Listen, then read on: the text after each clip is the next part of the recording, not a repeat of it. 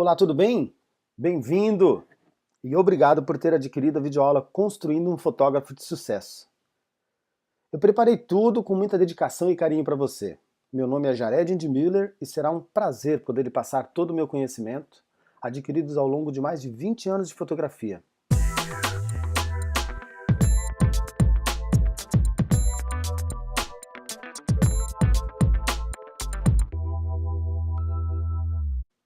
Vamos lá no módulo 1, então. Onde você quer chegar com a sua fotografia? Você tem que criar metas, fazer planos, fazer projetos. Você tem que acreditar em você. Eu posso lhe passar todos os caminhos e mostrar as formas do meu sucesso. Mas só tem um jeito, é com a sua atitude. Dessa forma, você vai ter o seu. Perguntinha que não quer calar. Você quer viver da fotografia? A fotografia será sua principal fonte de renda? E como você quer estar daqui a 10 anos, 20 anos? De repente com um apartamento na beira-mar, de repente com uma fazenda, morando no exterior? E como está a tua fotografia hoje? Você conseguirá conquistar os seus objetivos assim? Tempo para família, férias, tempo para você evoluir? É possível, viu? Com dedicação e planejamento, você pode sim. Tem que entender esses detalhes. Você tem que ter dedicação, muita seriedade e planejamentos. Com esses 3 fatores você consegue sim. Eu vou te mostrar passo a passo para ver como tudo isso deu certo para mim. Uma bagagem de imagens. Eu me apaixonei pela fotografia de paisagens. Eu sempre que posso, saio a fotografar essas maravilhas de paisagem que existe mundo afora. E quando descobri que sendo um fotógrafo social, eu ainda assim poderia unir minha paixão, que são essas paisagens, com o trabalho, olha, eu vou lhe confessar uma coisa. Eu me senti completamente realizado. Porque eu sempre fui fã das paisagens. Qualquer lugar tem uma paisagem bonita, a gente não tem desculpas para isso, né? Nós com a fotografia já no nosso cérebro, fotografando tudo que a gente vê, a gente não tem como dizer ou dar desculpas que nós não temos lugares bonitos, pode ser na sua cidade, na minha, onde eu moro, onde você mora, numa fazenda, num campo. Nossa câmera tem essa magia, né? E eu comprei minha primeira câmera em 1996. Uma câmera de filmes. Meu cunhado, que nesse período morava no Japão, acabou voltando do Japão e trouxe uma bolsa com câmera, com algumas lentes, com alguns filtros, aqueles acessórios todos que as pessoas compram no começo, querendo, né, achar uma forma de tirar fotografia. Só que eu comprei aquele conjunto dele, paguei naquela época R$ 1.800, eu estou te falando isso em 96. Nesse período, não existia essa palavra de workshop, de curso rápido, curso básico. Na minha cidade, por exemplo, ou você fazia um Senac, que era coisa de 6 meses, 8 meses, ou você não sabia fotografar. Um livro era muito difícil conseguir um livro de fotografia explicando passo a passo. Evoluiu muito, né? Então quando eu comprei essa primeira câmera, era um certo problema, porque eu tirava um rolo de filme de 36 poses, eu revelava um rolo de filme de 36 poses, era R$ 35 em média um rolo de filme desses, mais ou menos R$ 1 por foto para revelar. Então depois que eu revelava, eu gastava em torno de 50, de R$ 70 entre filme e foto para ver o que havia saído. Então era complicado esse período, e saber fotografar em modo manual, saber o que é abertura de diafragma, obturador, não era uma coisa básica de se encontrar em qualquer local para leitura. Então foi bem difícil esse meu início, lá em 96. E eu comecei a fazer essas lindas paisagens que você vai ver agora. Isso quando eu cheguei no Japão. Eu morei no Japão de 2001 a 2007. Eu vendi minha câmera de filme, claro, achando que chegando no Japão eu compraria uma digital e seria a salvação. Muito pelo contrário, né? O tempo do filme era fácil, porque o filme a gente tirava as fotos, mandava para um laboratório revelar, e qualquer problema na revelação a culpa era deles. Mas hoje com o digital você tem uma câmera onde ela tem um milhão de itens de recurso dentro daquele processador dela. Quando você entra num programa tipo um Adobe Lightroom, um Adobe Photoshop, a gente tem mais 1 milhão de recursos para melhorar a fotografia. Então a perda de tempo para esses recursos acabaram complicando um pouco mais em vez de ajudando. Era bem mais fácil com o filme. Isso eu posso lhe garantir, porque a minha parte era fotografar. Se vira quem vai revelar e me entrega um negócio bonito como eu vi. Era mais ou menos assim que funcionava, né? Essa minha pequena seleção de fotos e paisagens ao longo de mais de 21 países que eu viajei graças à fotografia. Essa foto, por exemplo, é a chegada do outono no Japão. Viajei pela China, essa daqui é dentro da Cidade Proibida, são os puxadores de uma daquelas casas onde tem centenas e milhares lá dentro da Cidade Proibida, na China. Essa é a Muralha da China, onde eu tive o prazer de poder dormir num saco de dormir aí. Foi eu, minha esposa e um amigo que nós morávamos no Japão no período, e passamos 3 dias maravilhosos só na muralha, e passamos dormindo nesse trecho aí em saco de dormir. Foi uma viagem encantadora, até porque era um sonho de criança poder conhecer a Muralha da China. Essa também é no Japão, essas flores, lembrando que está chegando outono. Essas já são as famosas cerejeiras, árvores de sakura, que é conhecida lá. Elas na primavera elas ficam brancas, soltam uma florzinha branca e depois a folha vem, não é fruto, é folha. Ela nasce uma flor para virar folha. Então dá essa beleza e tem toda uma história em cima disso. Essa foto eu gosto bastante porque essa fotografia, quando nós viajamos pela Europa, essa fotografia foi tirada da sacada da nossa pousada. E essa foto foi feita às 4 horas da manhã, toda essa claridade de luz é feita apenas com a luz do luar. Então você imagina que essa claridade toda na montanha é da lua, aquilo não é sol. Então eu gosto bastante porque eu acordei 3h45 da manhã, coloquei minha câmera no tripé, coloquei o disparador, longa exposição e fui para a sacada para fazer essa foto. Então muitas vezes esse empenho de algumas coisinhas que a gente se submete a fazer, nos traz belezas que jamais eu teria visto de novo essa lua nessa mesma posição e ter feito essa claridade maravilhosa. Gosto muito de paisagens noturnas, assim, eu gosto de longa exposição, me traz uma beleza diferente. Essa foto, por exemplo, foi tirada em Veneza, choveu bastante no período que nós estivemos em Veneza e eu comecei a fotografar algumas coisas à noite porque eu gosto disso. E traz esses traços, esses contornos que a gente não vê na luz do dia, né? Acho bem interessante esse tipo de fotografia, assim, essas longas exposições noturnas. Essa foto já é na cidade de Santorini, na Grécia. Esperei quase 40 minutos para que esse barco chegasse nesse local. É um barquinho daqueles de motor, fica fazendo bem, não chega nunca, sabe? Motor de popa, se eu não me engano, é chamada. E o sol estava baixando muito, eu tive que mudar de posição várias vezes para poder pegar essa ondulação que eu queria. Eu queria mesmo que ele deixasse esses traços no mar. Então demorou 40 minutos, mas valeu a pena. Também na Grécia, na ilha de Santorini. Essa foto é em Le Mont Saint-Michel, fica no sul da França, na região da Normândia. É um lugar lindo, hoje é um convento. Essa é uma foto linda que eu considero artística demais. Esperei das 5 da tarde até as 10h40 da noite para poder tirar essa foto com essa luz. Lá na Europa, no verão, o sol se põe muito tarde, tipo 9h30 da noite. Então essa luz é lusco-fusco, já no finalzinho, com longa exposição, me deu essa beleza. Essa foto é entre Áustria e Alemanha. É na divisa entre a Áustria e a Alemanha. Esse é o lago Königsen. Esse lago é todo com água mineral. Essa foto é na cidade de Florianópolis. Eu morei de 2007 até 2016 em Florianópolis. Eu estou aqui nos Estados Unidos tem pouco tempo. Essa foto também em Florianópolis, na Praia do Forte. Essa foto é em Canasvieiras também, Florianópolis.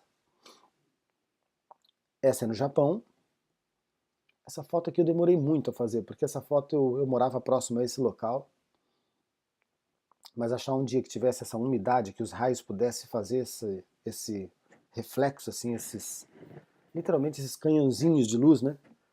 Demorei muitas vezes e também acordar cedo foi uma foto de muito empenho. Não é a melhor foto que eu já vi dessa qualidade, mas para mim tem essa história porque é daquele jeito, né? O empenho que a gente tem para conseguir uma imagem, né?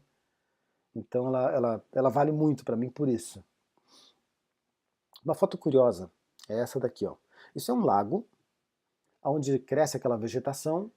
Depois com a chegada do inverno, a vegetação secou e caiu no lago. Então o que você está vendo, a parte de cima, nada mais é que a vegetação. A parte de baixo é o reflexo no lago. Então cada imagem dessa, que ela completa da metade para baixo, é o reflexo no lago.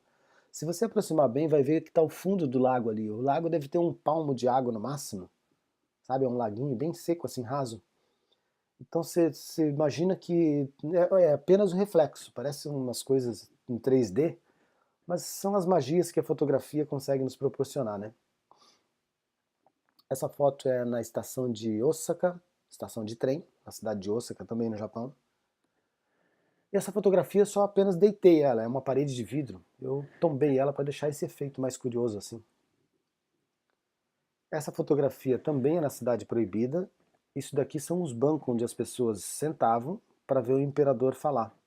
É uma sequência de bancos de centenas.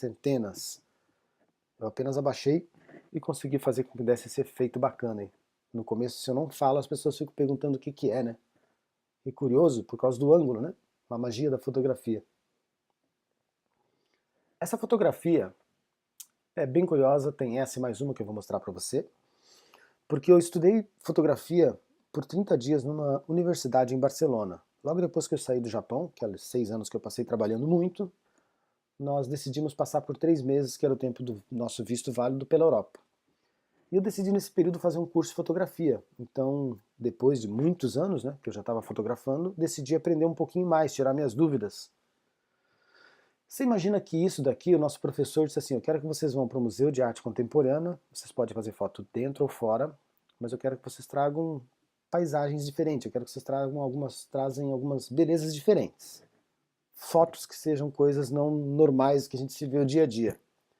Aí eu perguntei novamente, pode entrar no museu? Pode entrar. No que eu entrei no museu, eu vi que tinham pessoas caminhando, são vários andares, e tinham pessoas caminhando em cima, assim, nesse tijolinho de vidro. Um dos lugares era um corredor com esse tijolinho de vidro.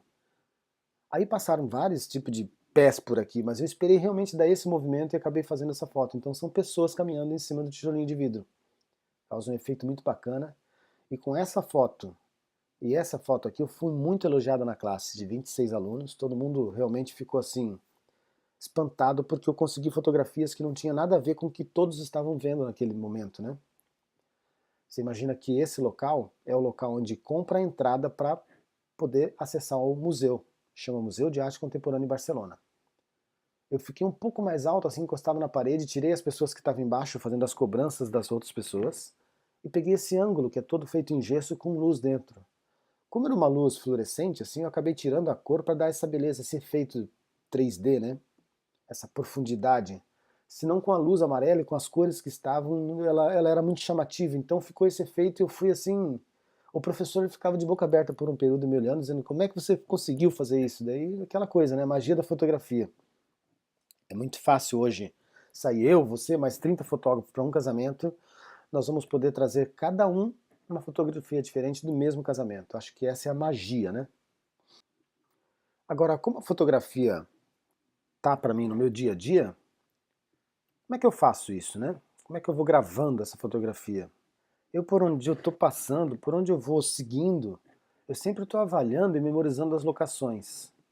Ah, mas qual o motivo disso, Jared?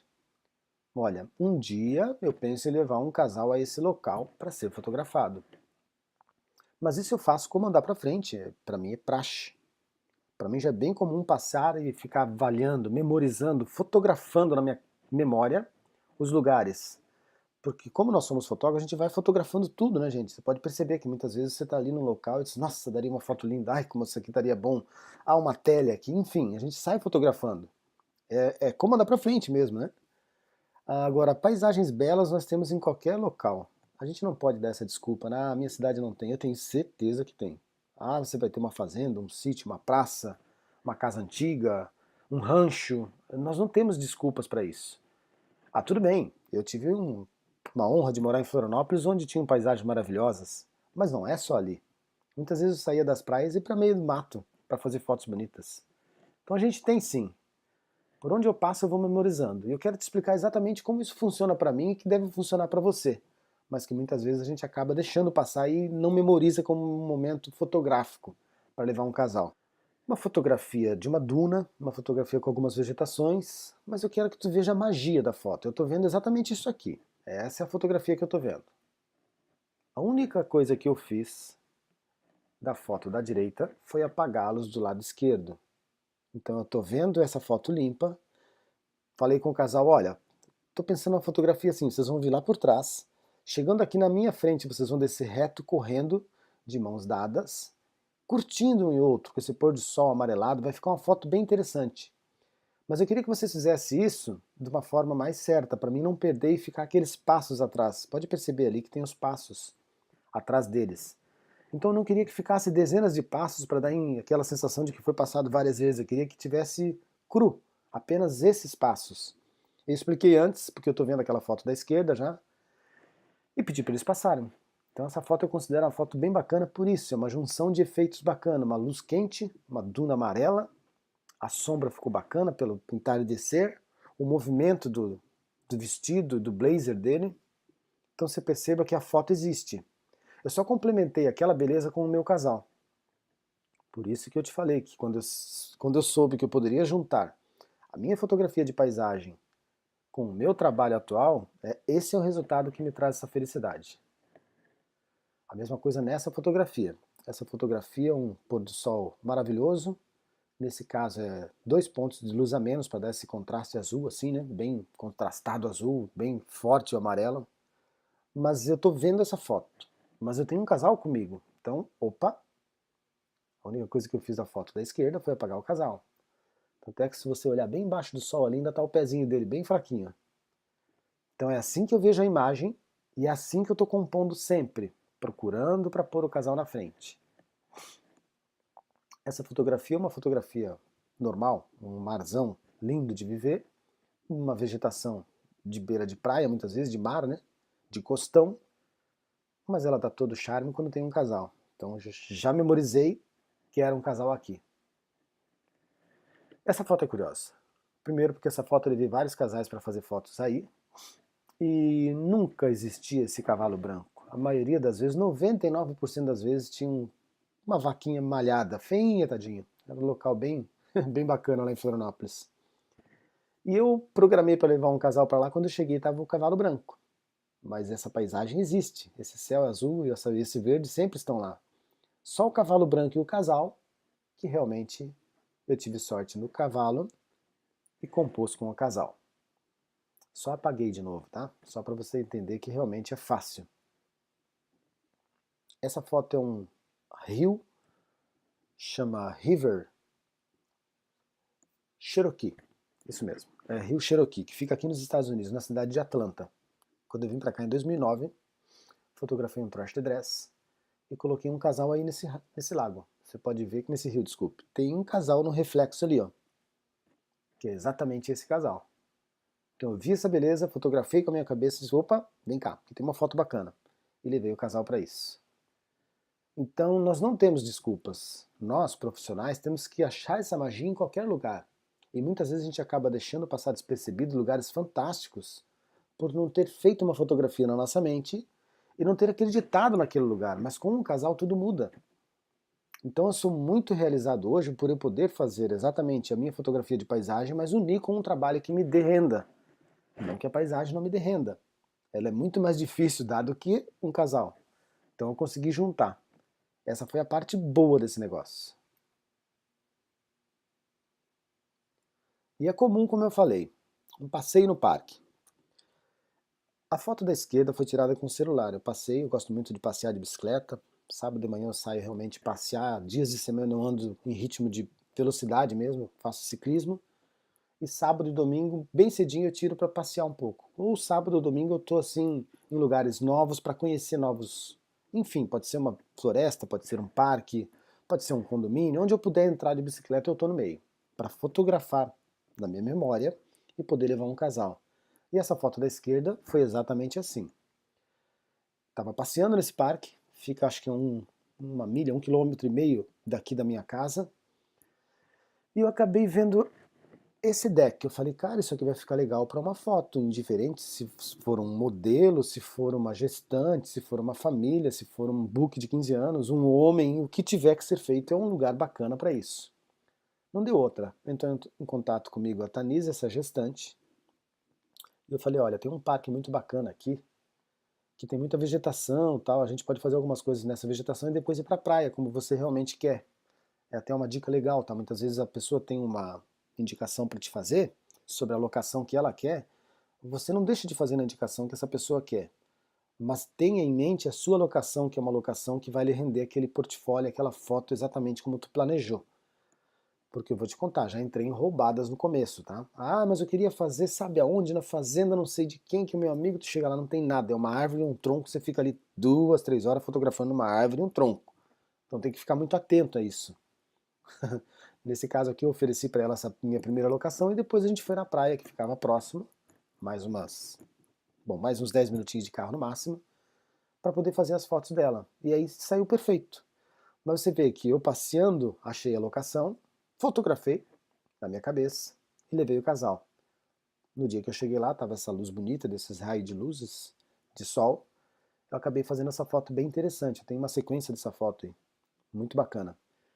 Essa foto foi tirada com a minha Mark III, a lente que eu usei foi a 85, é a 85 1.8. Vou falar bastante disso daqui pra frente pra você, tá? O diafragma que eu usei nessa fotografia, 4.5. Existe um motivo, a minha lente ela é 1.8. Eu poderia ter tirado um 1.8. Só que tem um pequeno detalhe, eu corro o risco de tirar alguém do foco. E essas fotos, quando eles querem reveladas em tamanho grande, tipo uma 60 por 90, nitidamente aparece que alguém está fora do foco. Então se a gente olha ela pequena, tipo um 20 por 30, nem passa muitas vezes como ela esteja desfocada, mas grande sim. E lá no comecinho, quando eu comecei a fazer, eu arregaçava minha lente no 1.8, fazia de um casal e eu tive um probleminha, eu disse, caramba, não posso mais dar essa bobeira, porque é sempre assim, né? A gente vai lá, faz fotos maravilhosas de paisagem, de tudo aparecendo, aquele, né? Aquele monte de coisas lindas em torno, e a pessoa quer aquele pôster, a foto do rosto. Então tem que estar nítido, perfeito, para não passar como um mau fotógrafo, né? Então 4.5 aqui é o ideal, porque vai dar nitidez nas duas pessoas que estão na mesma linha, o rosto, e também no pai, que ele está um palmo mais ou menos afastado, e vai dar essa nitidez com perfeição. 4,5, 5.6. A velocidade do obturador aqui eu estava 1/125 e uso o ISO 400 no caso de sombras e luzes. Já sai programado, mas eu vou dar muitas dicas disso daqui a pouquinho para você. Agora, meu primeiro casamento. Nem tudo é confete. Deixa eu te explicar. Eu fotografei meu primeiro casamento cobrando um cachê, isso foi lá em 2004 no Japão. Mas na época eu estava na minha fotografia de paisagem. Eu sempre fotografei paisagem por hobby. Mas como eu fotografava por hobby, eu acabei imprimindo um monte de fotos 15 por 21, coloquei num albinho e andava com aquele álbum assim muitas vezes na bolsa do meu trabalho, os meus amigos viam, levava para as pessoas realmente para ter essa opinião, né, o que eles achavam. Mas era interessante porque muitas pessoas falavam, nossa Jared, tu tem uma foto bonita, um olhar bacana, profissional, cara, por que tu não trabalha profissionalmente? Eu falei, não, você tá louco, rapaz, como é que eu trabalhar profissionalmente com fotografia? Isso aqui é só hobby. Então tinha esse lado, né, que a gente fica com um pouco de medo assim de fazer, né? Mas de tanto eu falar, né, mostrar para as pessoas, acabou que um amigo de um amigo falou que, olha, tem um fotógrafo profissional Jared. Por que é profissional? Porque eu andava com uma câmera grande. Nessa época eu tinha uma EOS Rebel, no Japão chamava EOS Kiss. Era uma câmera da Canon, daquela com corpo de plástico, porém que ela trocava as lentes, né? Então eu tinha umas lentes legais e tinha aquela lente grande, que é uma 100-300. A gente coloca aquilo num tripé, parece que tu é profissional mesmo. Mas ele me indicou para esse tal de casamento do amigo do amigo. Aí eu pensei, caramba, cara, fotografar um casamento, né? Como isso, se eu só faço paisagens? Aí eu fui lá, comprei uma revista lá no Japão. Tinha um brasileiro que passava com um caminhãozinho na frente da nossa porta e vendia produtos brasileiros e algumas revistas. E ele tinha fotografia melhor. E bem naquela matéria estava falando sobre o que fotografar num casamento. Pô, eu tive uma sorte tremenda, né? Eu comprei a revista e vi na revista que seria importante fotografar e fui à luta. Com toda a minha técnica de paisagem afiada, vamos fotografar um casamento. Imagina o risco. Mas olha só como é que ficou. Meu primeiro casamento não é aquele casamento cheio de glamour como você vê os meus atualmente, não. Todo início é assim, né? Graças a Deus eu digo que é assim. Como você pode ver, eu não comecei num casamentaço top. Isso faz parte da nossa evolução. Eu não poderia ter pego lá em 2004 um casamento de ponta, como eu faço hoje, que muitas vezes tem 300 ou 800 convidados, como eu já fiz. Casamentos que eu levava mais 4 fotógrafos, Então eu não poderia ter pegado esse risco, eu ia fazer a noiva chorar de raiva, né? Esse é o primeiro casamento que eu fiz. Olha as fotos com flash chapado, flash para baixo. É aquela loucura, né, gente? Você tem uma paisagem, muitas vezes eu demoro 4 horas para fazer uma foto. Num casamento, em 4 horas, muitas vezes você já está em casa, principalmente aqui nos Estados Unidos. É bem diferente, né? Mas coisas, por exemplo, que eu li. Foto da noiva de corpo inteiro, foto da noiva no carro. Indiferente se ela está perfeita ou não, eu tenho como provar que a foto existe. Foto de corpo inteiro, olha o flash estourando aqui, ó. Eu não sabia usar esses acessórios. Ó, a sombra carregada lá na parede, ó. Flash em cima, né, de lado, é o risco que a gente corre. Então, por sorte, eu não peguei casamentaço lá no começo. Eu fiz esse aqui em 2004. Olha essa foto que curiosa. Olha o que eu fiz com o noivo, tadinho. Ele virou um baú preto ali, ele parece um guarda, né, ele parece um blazer pendurado no cabide, porque a cabeça cobriu, o cabelo cobriu a cabeça, não aparece o rosto. Não é uma coisa mais estranha do mundo, ó. Olha só quanta coisa que eu fiz que, que poderia ter complicado muito a vida dessa noiva. Tirando esse caso, que não é uma culpa minha, culpa dela, né? Mas eu poderia ter dado a dica, querida, tira a luva e põe a aliança por baixo. Mas acontece, ó. Nós estamos ali naquele momento de pânico, muitas vezes pensando em não perder e esquecemos os detalhes. O brinde, não pode deixar de ter o brinde, indiferente, né, de como vai ser a foto, que se tem uma sombra atrás dele, não importa, importa é o brinde. Fotos de família, olha só, eu naquele período não sabia que tinha que tirar 3, 4 fotos de uma mesma família para não errar. Nesse caso, o pai dela está de olho fechado. E eu tirava uma foto só, aquela mania do filme, né? Vamos fazer a foto certa. Outra foto, o pai dele nesse caso está com o olho fechado. Olha só, gente, imagina. Tudo bem que os japoneses já são tudo de olho fechado, né? Então não... parece que nem estão com os olhos fechados porque já é natureza, né? Mas você imagina que era o risco que a gente corria. Mais uma foto, tem 2 de olho fechado. Então são coisas que acontecem, mas é o meu primeiro casamento. Foto da aliança. Agora o principal, né? E como é que faz foto do buquê em movimento, né? O lugar era escuro, realmente era escuro. Joguei o flash para dar aquela congelada no momento e ainda consegui fazer alguma coisinha. Meu primeiro buquê sendo jogado. Depois eu vou contar para você os segredos de como fazer uma boa foto de buquê. Mas você imagina que esse foi o primeiro casamento. Não é fácil, né? Mas também foi meu primeiro negócio. Então essa foi minha primeira lição de negócio.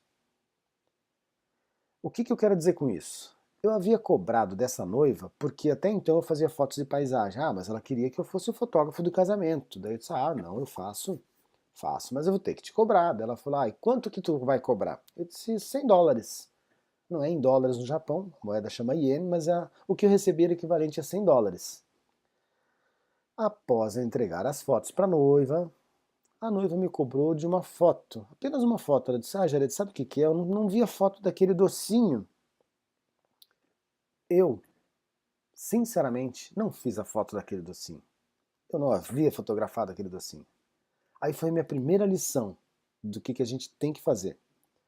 O que eu quero te passar com isso é que nós somos profissionais contratados cobrando R$ 100 ou $100 ou $10.000 ou R$ 10.000. A responsabilidade, indiferente do valor, é a mesma. Por isso, saiba se valorizar. As cobranças das responsabilidades serão as mesmas, indiferente do valor. Você é o contratado, você aceitou o preço que você falou. Se é pouco ou muito, ela está te pagando. Ah, mas eu recebi. Ah, cobrei só $100. Dane-se. É o teu compromisso. É o meu compromisso. E é a nossa responsabilidade. Entenda que nós não podemos jamais dar essa bobeira. É o nosso ponto forte de poder fazer a coisa dar certo ou não. Indiferente se faltou a foto de um laço, que eu vou contar alguns casos, ou um caso que eu tenho bom, vou contar depois. Indiferente se faltou, sabe, alguma foto, você está sendo pago. Então não esqueça desse detalhe. Cobra. Saiba se valorizar. Bem-vindo ao mercado dos casamentos. Hoje o mercado de fotografia está super aquecido. Voltou a estar aquecido, né? Hoje está despertando muito mais interesse nas pessoas que se casam do que era pouco tempo atrás. Coisa de 10 anos atrás, 12. Eu concordo que nós temos mais concorrentes no nosso mercado, né? Mas sem essa concorrência nós não teríamos essa evolução. Eu digo porque eu vim para um país onde um garçom se ganha em torno de 2.500 a 4.000 dólares. Ele sendo garçom, vai trabalhar o período do restaurante, que não são muitas vezes muitas horas, né? Não vai ficar 14, 16 horas trabalhando, vai trabalhar o suficiente, 8, 10 no máximo. E ele vai ganhar seus 2.500 a 4.000 dólares. Mas esse mesmo garçom, aqui ele pode comprar uma câmera de 3.500 dólares, que é uma Canon EOS Mark IV, ou com 4.000 dólares, com uma lente, uma 24-105, com um mês de salário. Então aqui eu tenho muito mais concorrentes, porque o cara compra uma câmera de alta qualidade, melhor que a minha até então, com um mês de salário pode dizer que é fotógrafo. Mesmo caso quando eu tirava minhas paisagens. Então nós temos uma concorrência em qualquer lugar. Eu vim para cá sabendo que tem uma concorrência maior ainda, porque o custo do equipamento é muito mais acessível que no Brasil. Uma câmera dessa Mark IV você vai gastar aí no Brasil uns 20 mil reais. Quem é que tem 20 mil reais para dar à vista? Aqui um garçom com um mês de trabalho pode ir lá e comprar. Então tu entenda que o acesso aqui é muito mais fácil, mas a concorrência vai existir em qualquer lugar. Tem que entender que a gente não tem para onde correr. Vai ter concorrência sim, mas que o mercado hoje está mais aquecido, isso está. Mas uma coisa interessante é que a concorrência sempre nos fez evoluir e crescer. É importante você saber isso. Olha só a homenagem que a Mercedes fez em um anúncio para a BMW, que é a sua principal concorrente. Na Alemanha e no mundo, eles são concorrentes de peso, assim, sabe? O anúncio que foi circulado em jornais, em outdoors, em redes sociais, em canais fechados, ela dizia assim, ó: obrigado pelos 100 anos de concorrência. Os nossos 30 primeiros anos foram um pouco chatos. Um pouco chato. A Mercedes tem 130. A Mercedes quis dizer que os primeiros 30 anos deles foi chato porque não havia concorrência. É uma coisa muito importante, muito sério isso. Ele está dizendo que foi chato porque não havia concorrência. Quer dizer, ele lançava um carro, não precisava melhorar porque não tinha o que fazer para melhorar, sem a importância de alguma pessoa ter feito um carro melhor para ele correr atrás e correr atrás do prejuízo, sabe?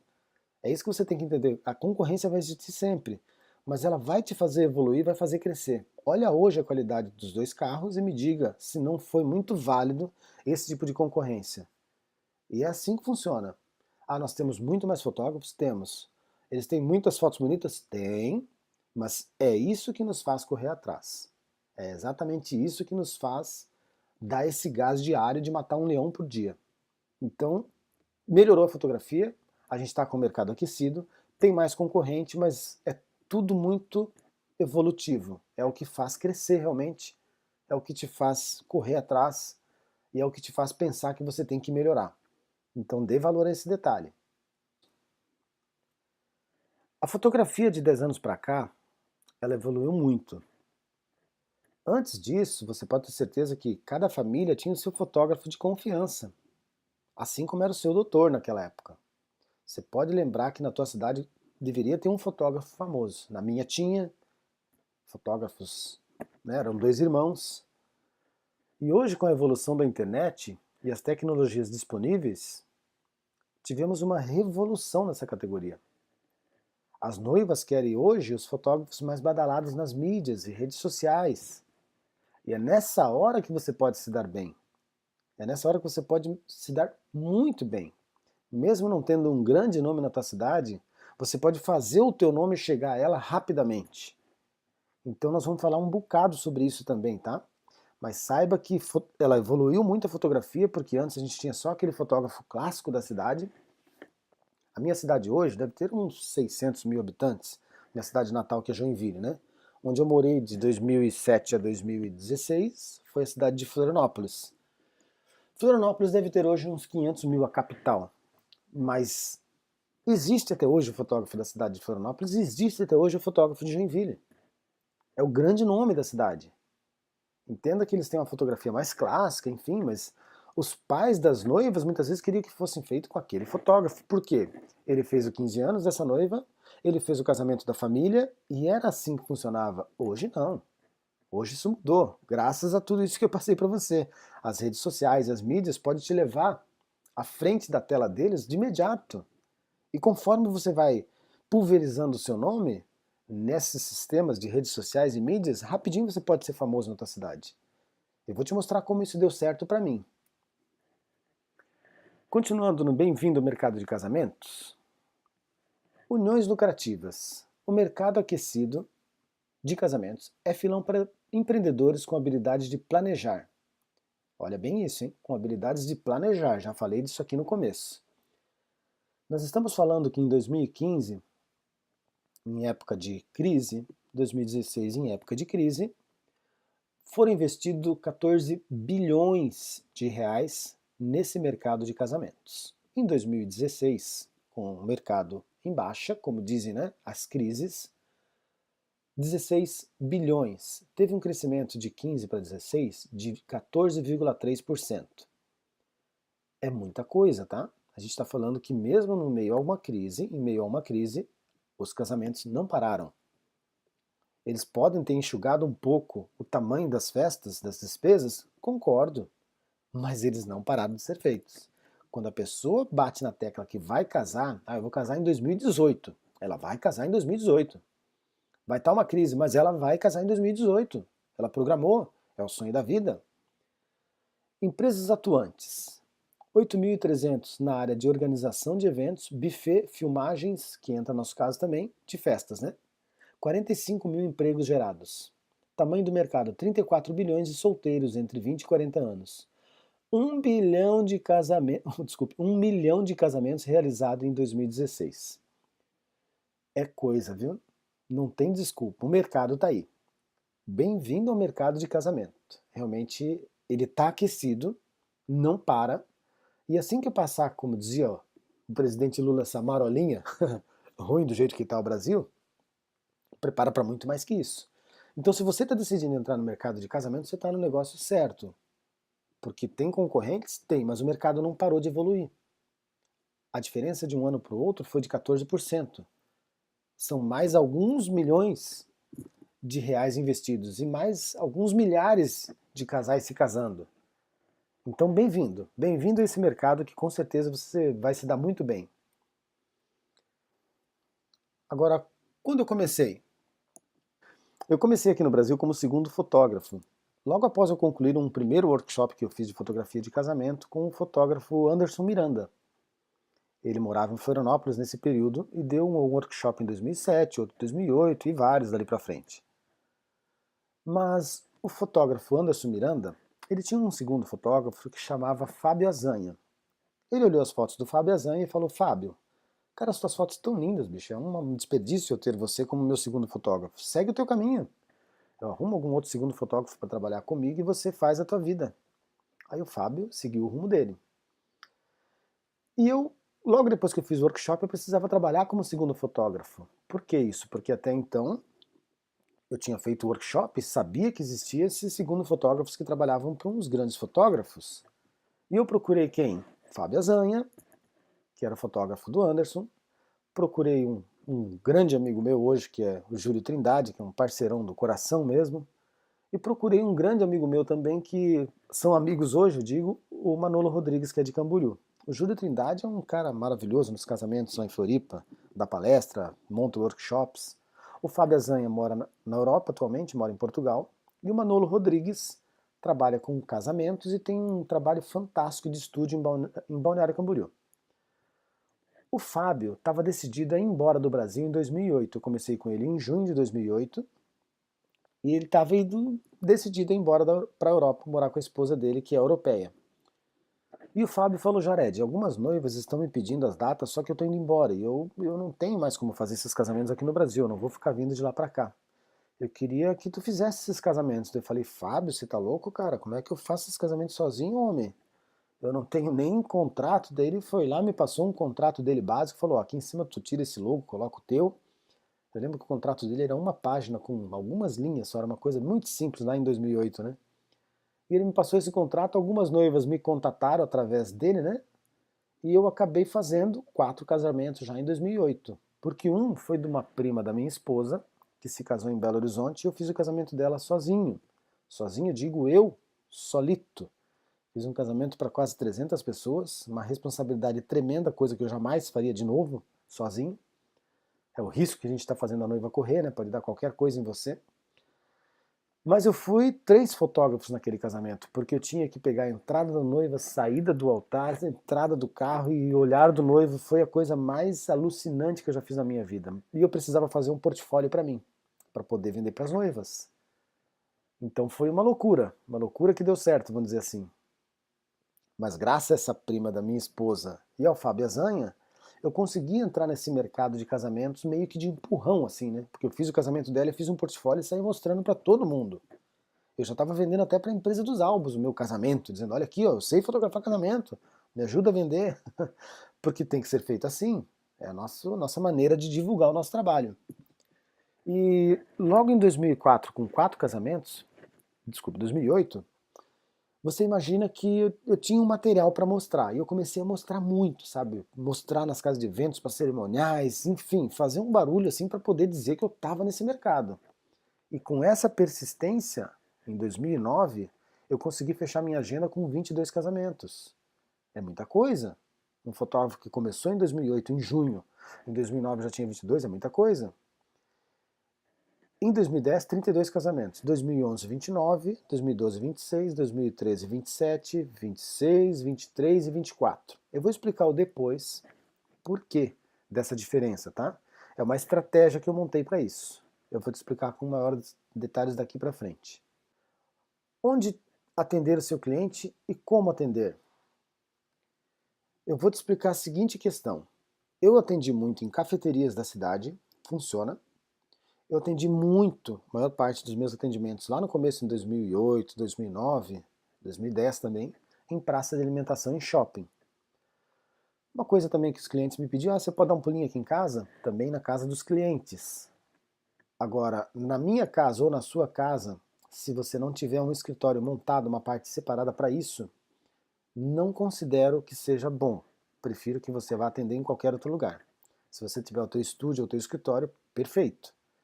Vou te dar alguns macetes aqui para você melhorar, para fazer algumas coisas que pode evoluir mais ainda o teu negócio, mas tudo menos na sua casa se não tiver cara de escritório, porque no começo eu fiz isso e não era legal.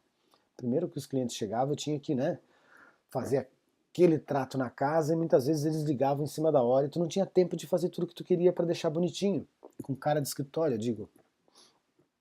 Então, em shopping atendi bastante, mas sua casa é muito delicado se você não tiver um canto reservado para isso. Tem os prós e os contras, tá? Então, se você tiver o teu espaço, faça isso. Vamos melhorar ele. Na casa do cliente, perfeito. Praça de alimentação vai te ajudar por um bom tempo. Cafeterias da cidade também. Mas eu vou te mostrar os caminhos das pedras para tentar melhorar isso aí.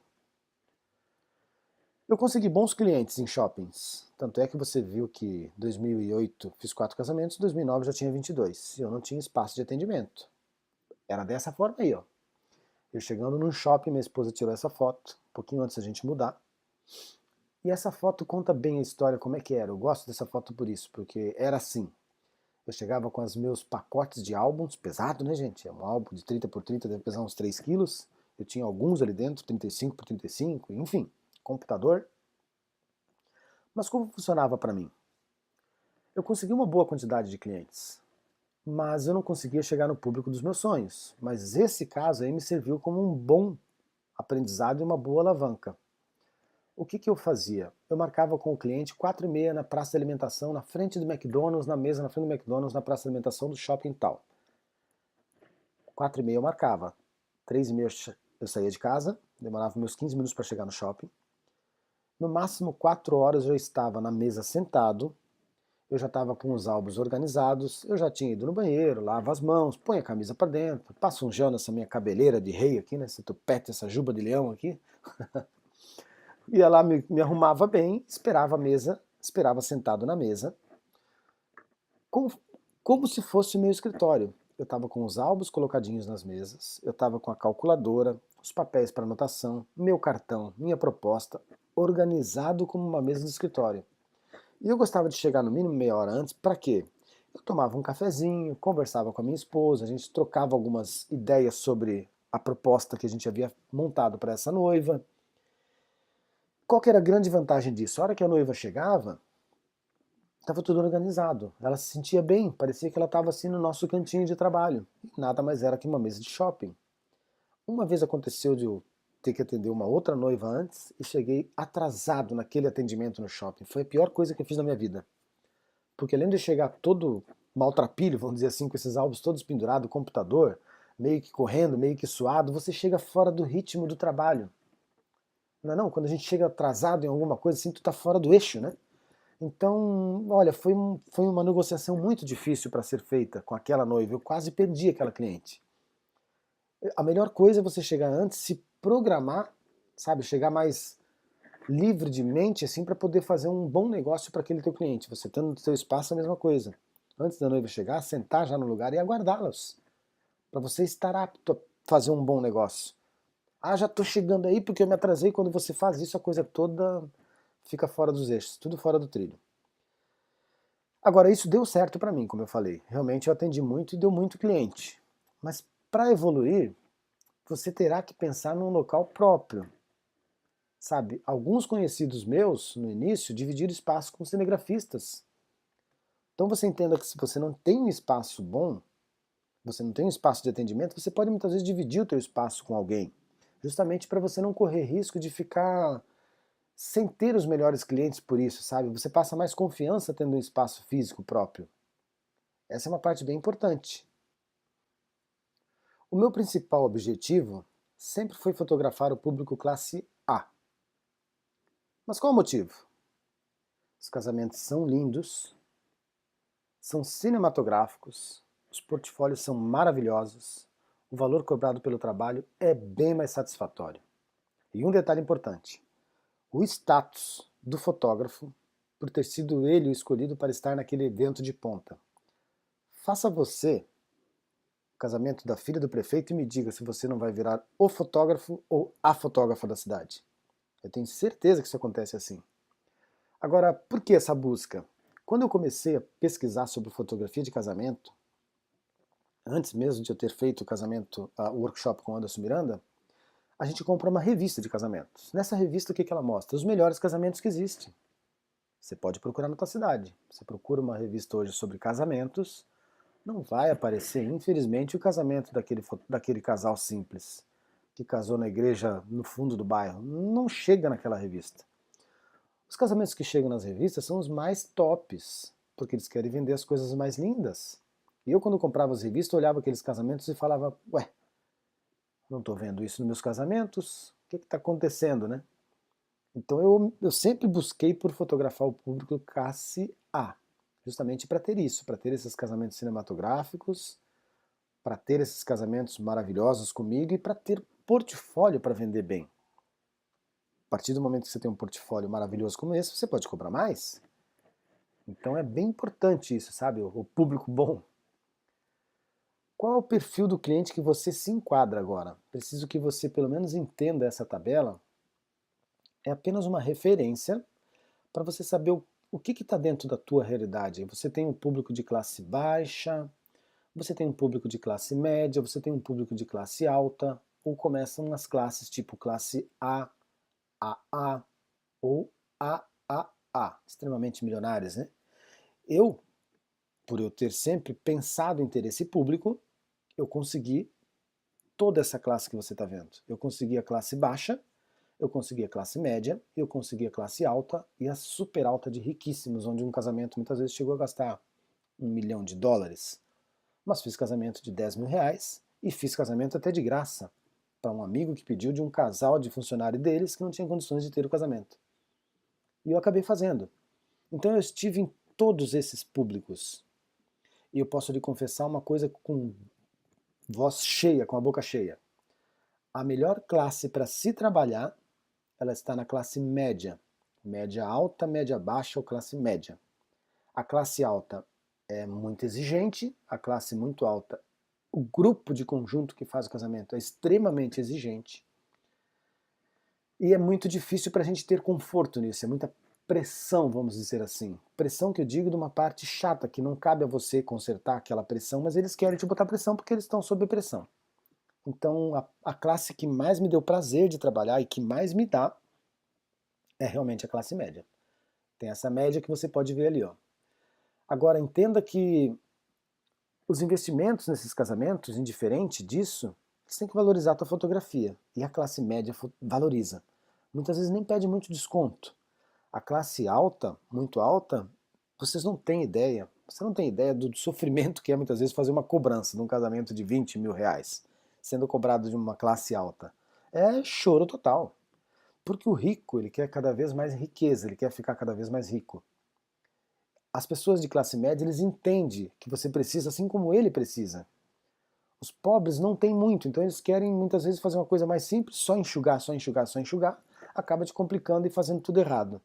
Então tem que entender qual que é o mercado para você poder se estabelecer nesse mesmo perfil de classe e poder fazer um negócio bom para que você, quando pintar uma classe melhor, você ter uma proposta certa para isso.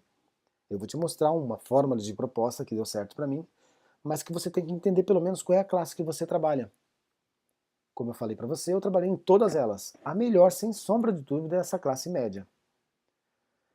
Agora eu explico que um casamento, o investimento é gigante, as cobranças serão extremamente exigentes. Esses de classe altas, né? As revistas querem fotos imediatas, os decoradores, a casa de eventos, os jornais, todos querem esse trabalho teu impecável. Um casamento mediano é de praxe, então você vai lá, faz o teu trabalho, sem muito, né, sem muita preocupação, porque está tudo fluindo normal, e você acaba saindo dali como tudo era para ter corrido bem. Então, se é para te dar um conselho, se você está começando, se você está numa classe e está perdido ainda, você tem que fazer sim os casamentos de classe alta, média alta, muito alta, mas se você continuar trabalhando com o teu público de classe média, vai te dar muito dinheiro, que eles não são muito chorões, muito mais fácil de negociar, e você vai ter mais prazer, vamos dizer assim, porque você não é tão cobrado, não é tão exigido. A questão é que quando você pega o público de 3As, como eu peguei vários casamentos, vários, existe toda essa questão de muita gente querendo botar você no mesmo caldeirão, sabe? As tuas fotos vão sair iguais em qualquer casamento. Eu saio de casa, indiferente do casamento que eu for fazer, o trabalho para mim é o mesmo. É indiferente. Escuta o que eu tô te falando. Ah, vou fazer o casamento daquele que foi grátis. A responsabilidade para mim, a minha consciência é a mesma do que esse que eu vou fazer, que vai gastar US$ 1 milhão. Porque não pode mudar. A responsabilidade nossa é fotografar tudo que existe. Inclusive esse que foi o casamento de US$ 1 milhão, foi um casamento judaico. Vou mostrar para você lá no final. E esse casamento era bem diferente de um casamento comum. Eu tinha alguns pontos a mais a ser fotografado que já estavam, né, praticamente memorizados comigo, mas ele não poderia mudar nada. A responsabilidade, como eu te disse, é a mesma. Agora, para evoluir, como eu falei para você ainda há pouco, se você quiser ter um avanço na tua carreira, você vai ter que fazer algumas melhoras, ou trocar o teu local, ou melhorar o teu local. Eu também tive que fazer isso. Para dar start a esse passo, que até o momento era o meu maior sonho, eu não tinha verba alguma. Eu tinha coragem, tinha o meu lado positivo de sempre de fazer as coisas. Qual foi a estratégia que eu usei? A única forma que eu tinha era para não ficar devendo muito ao banco, para não ficar pagando esses juros loucos. Eu estava tendo bastante contatos de noivas, eu comecei a dar descontos para receber à vista.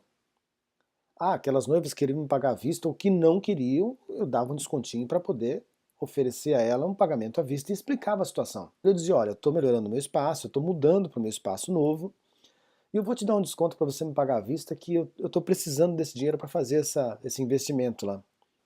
A estrutura, para fazer a reforma, para fazer mobília, para melhoria, não é fácil, né? Qualquer mudança que você vai fazer é caro. É gesso, é pintura, é luz, é uma lâmpada, é um eletricista, enfim. E eu tive que dar alguns descontos para algumas noivas para ter dinheiro à vista. Eu vou te dar algumas dicas aqui de como é que funcionou e como é que vai funcionar para você. Bom, como eu falei para você, para nossa evolução nós temos que dar alguns saltos muitas vezes na vida. E eu tive que dar esse salto lá em 2010. Eu atendi nesse período em shoppings, na minha casa, na casa dos clientes, mas eu tinha que ter meu espaço para mim crescer mais na fotografia, para mim poder cobrar mais. Então, se você tem um espaço e quer melhorar, pode fazer que vai dar certo. Eu, como não tinha um espaço, tive que entrar. Se você não tem um espaço e precisa de algum, essa dica que eu te passei, ou você fecha com algum parceiro para ter uma sociedade nessa sala, ou você por conta própria faz mais ou menos essa loucura, esse peitaço que eu fiz lá em 2010. A inauguração do meu estúdio foi em maio de 2010, no bairro de Jurerê Internacional. Essa é a praia de Jurerê Internacional, inclusive essa foto foi eu que tirei. Eu fiz fotos aéreas para vender para as imobiliárias. Mesmo antes de eu estar em Jurerê, eu já visitava sempre por ali, conversava com as pessoas. E eu devo ter vendido coisa de 16 a 20 mil reais de fotografias aéreas para as imobiliárias. Então já fica a dica aí, ó.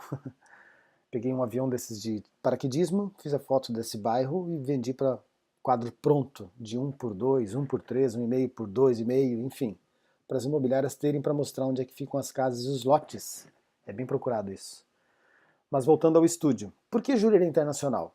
Porque Jurerê Internacional, no Brasil, ele é um bairro bem conhecido, um dos 3 bairros mais famosos do Brasil hoje. Eu morava no bairro de Canasvieiras, que é uma praia próxima a Jurerê Internacional. Ela está para o lado esquerdo, que é a praia seguinte de Jurerê. E eu precisava estar no meio do povo onde tem o dinheiro. Eu queria realmente dar um peitaço para fazer a coisa acontecer.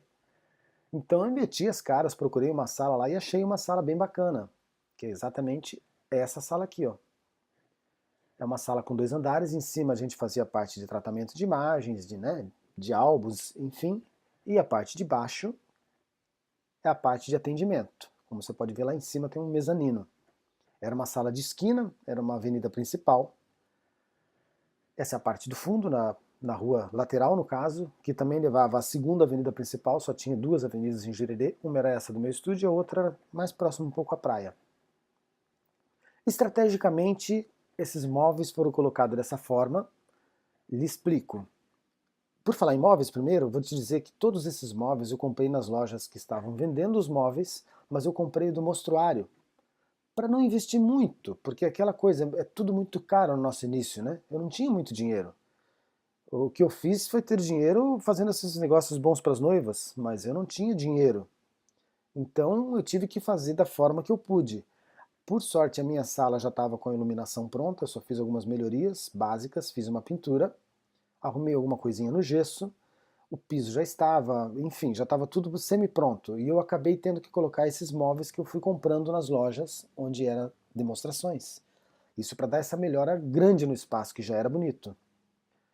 Estrategicamente, eu coloquei o televisor e aquelas poltroninhas que você está vendo, os dois de frente para o televisor, os 2 sofazinhos, vamos dizer assim, né, móveis, é diferente daquele fixo que está na parede. Os noivos sentavam ali, eu sentava naquele puff, ou a minha esposa, e eu sentava no sofá, ou a minha esposa. Os noivos ficavam de frente para aquela foto e para o televisor, justamente para ficar chamando a atenção as fotos lindas que a gente tem. É foto, a gente tem que vender o nosso trabalho fotográfico o tempo inteiro, então tem que estar aparecendo as fotos. Então eu coloco um televisor de 42 polegadas, que era o caso desse, e deixava com que ele ficasse viajando naquelas imagens do casal. Muitas vezes eu me pegava conversando com eles e eles de boca aberta olhando as fotos. O suprassumo das fotos sempre estiveram ali. Entenda que isso foi estrategicamente colocado para que eles ficassem com atenção total na fotografia, no que a gente estava falando.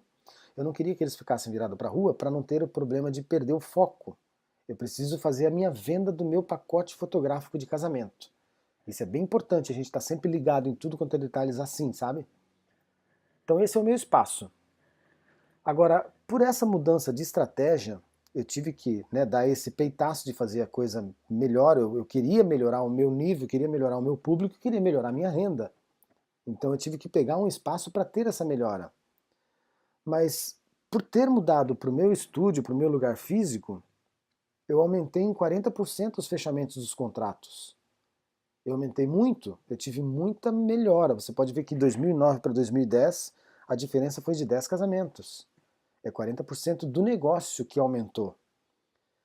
Então essa mudança de estratégia realmente valeu pelo ter mudado. Eu saí de uma casa ou de um atendimento em shopping e fui para o meu lugar físico. Isso tem que ser colocado na balança para você ter certeza se não vai valer muito mais você ter um espaço físico ou você melhorar o teu espaço físico para você poder ter um up a mais na tua renda. Bota isso na balança. Quando você fizer o seu espaço, chame todos os cerimoniais, chame suas noivas para ir na inauguração. Se você melhorar o seu espaço, chame tudo de novo, porque é uma melhora. Então vai dar um up na sua tabela, vai dar um up no seu negócio, porque você está melhorando. Tudo que é para cima, melhor, trazendo mais novidades, faz com que você possa ter um valor agregado maior. Agora, em 2011 eu fiz uma mudança de estratégia para cobrar mais e fotografar menos. Não adianta você pegar o teu valor de 2008 e colocar 100% a mais para a sua tabela de 2009 que você não vai conseguir vender. Aos pouquinhos você vai melhorando a sua tabela. Eu considero que a cada ano você bota aí de 5 a 10% de valor na sua tabela para dar certo, tá? Funciona dessa forma. Caso você não queira mexer na tua tabela em aumento, você pode tirar algum item. Por exemplo, se no seu pacote você tem lá ensaio fotográfico, álbum 30x30, making off da noiva, do noivo, você tira um item, por exemplo, tira o making off do noivo, ou tira dos dois, e vende isso à parte. Você está mexendo na sua tabela, ganhando um pouco a mais, sem muitas vezes os noivos nem perceberem. Ah, mas eu vi o teu preço está mudado, tá? A gente teve uma mudança, tal, mas para você fechar eu faço com o preço que era. Uma estratégia, né? Mas todo ano, de todos esses anos que você está vendo, eu tive um aumento de 5 a 10% no mínimo, tá? No mínimo. Claro que em 2008 eu cobrava 1.500 em cada casamento. Isso eu dava uma sessão, eu dava making off e um albinho 30x30. Não, em 2016 não foi só esse valor, mas aqui eu pude aumentar porque eu fui montando uma estratégia. Eu fui pegando o público mais alto, fui melhorando a minha tabela e eu vou te mostrar passo a passo daqui a pouco. Agora, com 24 casamentos que eu fiz em 2016, eu estava ganhando muito mais que os 32 casamentos agendados em 2010. Então funciona dessa forma. Depende do perfil do teu público. Lembra daquela gráfico que eu mostrei para você? Entenda qual o perfil do teu público aqui. Por que isso? Porque você tem que saber o quanto eles podem gastar. Agora não fuja muito, porque de repente aquele público que ia fechar contigo não fecha mais. Mas eu tenho uma fórmula de uma tabela legal que eu vou explicar para você depois. Vamos para o passo seguinte para você entender. Mas e agora, né? Agora eu cheguei em Jurerê. Como atender, de que forma se vestir, como poder conversar com esse público mais seleto, né? Tudo isso eu me perguntava. Tudo isso realmente me perguntava, porque até então eu atendia num shopping. Muitas vezes o atendimento era uma pessoa de classe média, média, baixa, média alta, enfim. Mas eu estava em Jurerê, o bairro dos ricos. Como que eu vou fazer isso agora, né? Como me comportar perante esse público? Atendendo o novo público. Isso é uma coisa bem bacana que eu quero te passar. Para atender o público classe A, ou qualquer público, eu que tinha o público classe A aos meus pés ali, mesmo não sendo um abonado, eu descobri uma coisa bem simples. É o bom gosto. E o bom gosto eu tenho certeza que você pode ter. Você não precisa ter faculdade para ter bom gosto. Você precisa só estar atento. Então eu descobri que não precisava ter a grana que eles tinham. Eu gostaria, mas não tinha. Eu precisava só ter um bom gosto para poder lidar com eles. E eu vou te mostrar como isso deu certo. Atendendo o novo público. Primeiro de tudo, a nossa apresentação é a parte mais importante. Postura, modo de se vestir, vão identificar o seu perfil no primeiro impacto.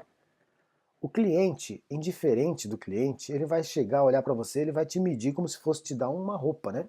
Ele vai te olhar dos pés à cabeça. É incrível, mas é o nosso perfil, é coisa do brasileiro, a gente foi criado assim. A gente vai olhar primeiro o que a pessoa é, para depois saber quem é. É incrível, é uma coisa única, né? Como atender esse público? Uma roupa simples, mas de bom gosto. Eu lhe confesso, eu ia numa loja tipo uma C&A da vida, comprava uma roupa atual, mas não era de grande marca. Mas pelo menos eu estava bem vestido. O cliente chegava, eu estava bem vestido. O seu cliente não pode achar que você precisa de algo, ele não pode achar que você está passando alguma necessidade. Ele não pode achar que você está passando aperto, sabe? Apesar de eu estar muitas vezes sem dinheiro nenhum atendendo no meu estúdio em Jurerê, eu estava duraço. Mas eu passava toda uma confiança para ele que eu estava dentro de Jurerê Internacional, que eu era uma pessoa que fazia parte daquele conjunto de Jurerê. E isso que faz parte você ter em mente que qualquer espaço que você for atender, você passar essa mesma linguagem, você olhar nos olhos dele, na altura dele. Ah, mas o teu carro é mais inferior que o dele. Dane-se. Você tem que passar credibilidade para o seu cliente. Faça com que ele te olhe assim com o olhar do nível, sabe? Vocês falarem das mesmas coisas. Você poder falar com ele coisas úteis, não muitas vezes colocar coisas inúteis no meio da conversa, porque não vai te agregar em nada. O cliente não pode perceber nada disso. Só fala em coisas boas. Agora, o que servir? Um espumante, uma água, um suco, um chá, um bom café, chocolates, a música, ambiente bem agradável e o aroma do teu ambiente tem que ser bem agradável. Vou te explicar isso tudo passo a passo. Muitas vezes o espumante, ele não vai nem beber, tá? Mas o que é legal é ele saber que existe. Eu vou te contar uma historinha bem básica. Fiz um workshop em Natal, nós pegamos um hotel. A Cláudia, minha esposa, achou um hotel naquelas promoções de sites assim, bem barato. Nós chegamos lá, claro, já tínhamos visto, o hotel era fantástico, fantástico, coisa assim de 6 estrelas, sabe? Aqueles hotéis cinematográficos. Mas no preço de um hotel comum, era fora de estação. No que nós fomos tomar café no café da manhã, o bendito do hotel, além de todo um cafezão daquele espetacular, tinha champanhe servido no gelo. Você chegava lá ao lado das frutas, tinha um champanhe. O champanhe ele estava com aquela rolha ainda, com aquele aramezinho em volta, era só você girar e tomar o seu champanhe se quisesse. Só que aquilo me serviu de lição, por quê? É muito difícil alguém tomar um café da manhã e um champanhe. 6, 7, 8 da manhã, né? Mas o prazer que eles tinham era de você poder saber que existia um champanhe se você quisesse. O champanhe, por todos os dias que eu fiquei lá hospedado, ele sempre ficou lacrado, ninguém mexeu. Mas eu saí contando para todo mundo que o café da manhã do meu hotel tinha champanhe. É isso que eu quero que você entenda, que o teu cliente vai sentir essa mesma sensação se você tiver um espumante para servir para ele. Por que isso? Pode ser que ele não beba, mas ele vai sair de lá e vai falar, caramba, aquele fotógrafo, aquela fotógrafa é danada, hein? Tinha até champanhe para servir, olha só. Não é fraco não, funciona assim para nós, sabe? Então eu quero que você entenda que pode ser uma garrafa de R$ 18, pode ser de 20, de 28, basta você ter.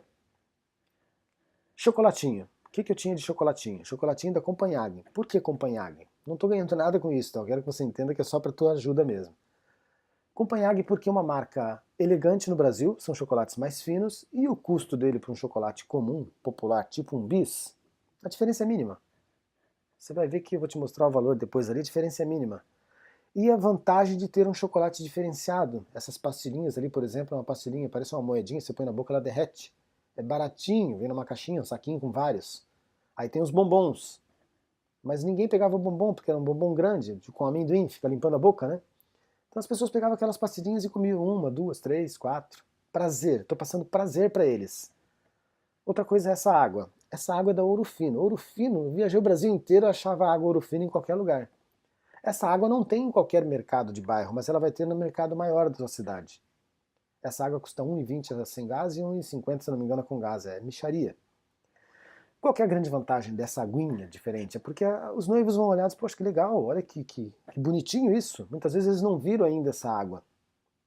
Tem umas garrafinhas de vidro de 300 ml também, não é da Ouro Fino, é de uma outra marca, talvez no teu mercado aí regional tenha, e que também vai ser o diferencial muito mais prazeroso do que tu dar um copo qualquer, e muito mais prazeroso do que tu dar muitas vezes uma garrafinha daquela transparente que faz aquele barulheira todo no teu espaço e não agrega em valor nenhum. Então são mimos que realmente são atitudes que fazem a diferença. Essa foto eu mesmo tirei dos cafés que eu servia para os clientes, é do meu espaço. Por que eu gostava de atender com o Nespresso? Por causa disso, ele parece uma joia, né? Ele é assim, ó, vem num estojo onde você abre, mostra em cima o tipo de café que ele quer tomar, mais fraco, mais forte, sem cafeína. E era curioso porque para quem eu mostrava, que já conhecia, ele falava, eu gosto do black ali, que é o extra forte. Daí, poxa, era legal, o cara já sabia, a pessoa já sabia o que era o café que estava tomando, a pessoa que já entendia. Isso que não entendia, eu ficava encantados, porque eu oferecia um café desse pote, eu abria essa bandeja e eles olhavam, nossa, que legal isso, é café? Sim, é um cafezinho, pode escolher. Sabe aquele momento de prazer, mais um agrado? E esse é da Nespresso. Essas são as cafeteiras da Nespresso, você vai encontrar cafeteira desde 190 até R$ 1.500. Esse é o tipo de loja que a Nespresso fez para atender os clientes que querem consumir os cafés. Do lado esquerdo dos cafés, é vendido assim como joias, e do lado direito os modelos de cafeteiras. Se você tiver a oportunidade de ir numa cafeteria dessa, digo cafeteria que é uma loja de cafés, né? Mas você vai nessa boutique Nespresso e veja o atendimento, você vai tomar café de graça quantos você couber, no seu estômago, para você entender que mundo é esse, porque mesmo a gente não fazendo parte desse mundo, a gente se sente muito bem. E eles te atendem todos de terno e gravata, se a loja estiver cheia, você espera um pouquinho fora, eles te chamam na tua hora e te servem como se você fosse a melhor pessoa do mundo, indiferente do dinheiro que você tenha. Agora, música no teu ambiente. O que eu digo com uma bela música? Quando a gente está escutando uma rádio no nosso ambiente, a rádio muitas vezes tem propagandas. E entra uma propaganda de um funk, entra uma propaganda de uma propaganda política, e uma coisa que não tem a ver com o que a gente está mostrando, com o que a gente está querendo passar para o nosso cliente. Então eu sempre tive o iTunes, quando eu não trabalhava com Mac eu tinha no meu PC o iTunes, isso funciona no PC também. Você vai em rádios da internet, como está aqui no link, ó. Depois você vai em músicas ambient, pronto, chegou em ambient. Você vai em ambientes lounge. Isso aqui tem centenas de rádios maravilhosas. Qual que é a grande vantagem de uma rádio dessa? A rádio lounge, ou qualquer rádio desse sistema de rádio de internet, não tem propaganda. Você não vai correr risco de um fotógrafo estar fazendo um preço mais barato que o teu enquanto tu está negociando. Pode ficar despreocupado. A grande vantagem é que as músicas são parelhas, por exemplo. Por que eu gostava de ouvir lounge? Lounge são as músicas que tocam nos casamentos antes de começar as músicas de balada. É uma música agradável, é uma música que ela tem um ritmo único, ela não cresce muito, nem baixa muito, não fica muito triste, não fica muito louco, pra gente não perder o foco. E acaba que tocava ali desde a hora que eu abria meu estúdio 9 horas da manhã e ficava até as 8 horas da noite. Era sempre a música agradável. Eu recebia dezenas de elogios por isso. Então por isso que eu quero que você entenda que realmente vale a pena pensar nesses pequenos detalhes que vão fazer uma grande diferença. Agora a parte importante é isso aqui, ó. Seu investimento que você fez nessa primeira parte do teu negócio. Você deixou o teu cliente consumir 2 pastilhas daquela que eu te falei de chocolate, 50 centavos vai te custar. Ah, o bis vai custar 30, mas não tem o mesmo glamour. Ah, o cafezinho, se você comprar um Nespresso, vai gastar 4 reais. Mas é mais chique. A água. A água, se você der naquela garrafa de plástico, vai te custar R$1 cada uma, vai gastar 2 reais. Nessa bonitinha, 3 reais. Então a diferença é pouca. Vale a pena você ter uns itens, que é o verdadeiro frufru que eles gostam, né? Agora o espumante, se ele tomar, tu vai gastar 28 reais, que é exatamente aquele rosé que eu tinha ali, que eu te mostrei na foto. Aí o valor total do investimento em seu possível cliente, você está fazendo um esforço para que ele compre a tua ideia, 35 reais. Ah, se você fez até então um pacote de 3.500, você está gastando 1% do teu valor para investir no teu cliente. Ah, mas ele não fechou. Claro, nem todos vão fechar, mas 90% não vai tomar esse espumante. Eles querem conhecer o teu trabalho, mas o importante é você ter para oferecer. Então pense nesses detalhes, tá? Nós chegamos ao final dessa primeira parte. Como eu falei para você, ele é um pouco mais maçante pelo fato de ser as ideias que eu quero te passar, mas também alguma coisinha já que vai te dar um rumo. Se quiser já dar o play na parte 2, já vamos com tudo, porque realmente tem muita informação boa. Obrigado por enquanto e vamos lá.